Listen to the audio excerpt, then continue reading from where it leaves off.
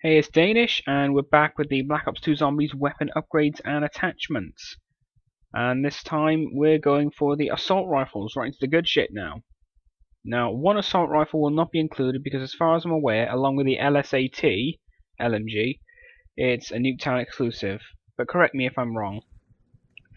Right now, well, first of all, we're going to start with a classic M14, upgrading it into the Amnesia. It gains a grip upon upgrading, but you can't pack punch it again for another attachment.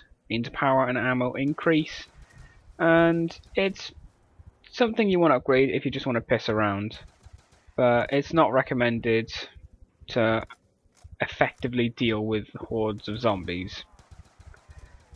So it deals with them quite well in the mid-10s, possibly the late 10s, but I think that's about it, really.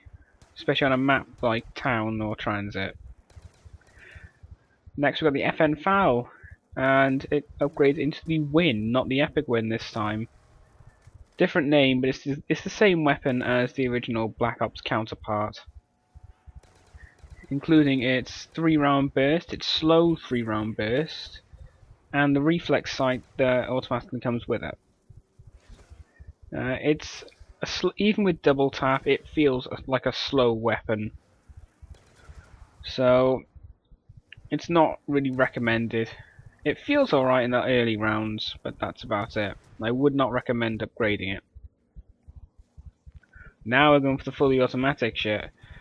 We got the Type 25 this time, I believe, and that upgrades into the Strain 25. Power and ammo increase. It can have a red dot sight, an EOTech scope, a grip, a millimeter scanner, or a grenade launcher. There's 5 different attachments it could have. I'm afraid only one of each. You can't have more than one. Fully automatic, obviously, and it's pretty effective in the later rounds. Once you hit the mid-20s. Once you get to the late 20s, I think its effectiveness really starts to lower, and you can see that. We've got the MTAR next up, and that upgrades into the Malevolent Taxonomic Anodized Redeemer. Try saying that 5 times fast.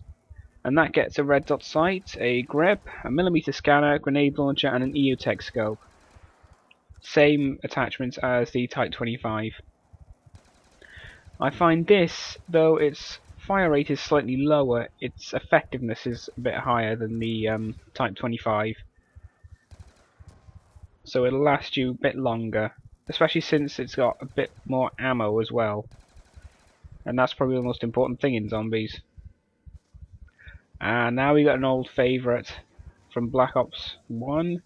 The Galil upgrades into the Lamentation. It's a power and ammo increase, and it gains a reflex sight. You can't get another attachment, I'm afraid.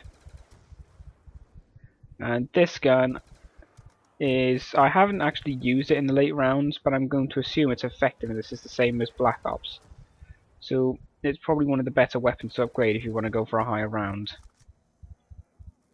Seeing as there's no one-hit weapon like the Thunder Gun or anything. Except for the jet engine, but that doesn't last you long. Galil's pretty good. Next up we got the SMR. Apologies for the slow footage, I couldn't find any footage of me actually using the weapon.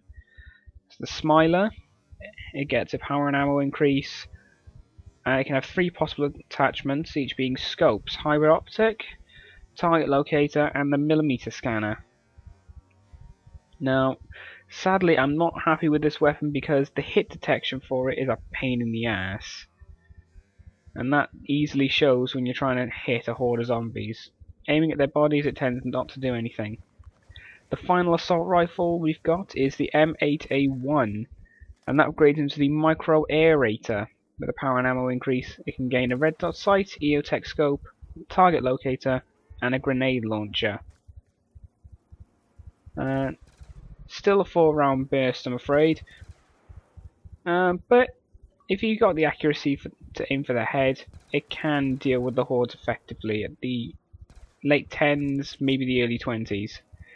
But it's not something you want to go for high rounds, just because it's not fully automatic.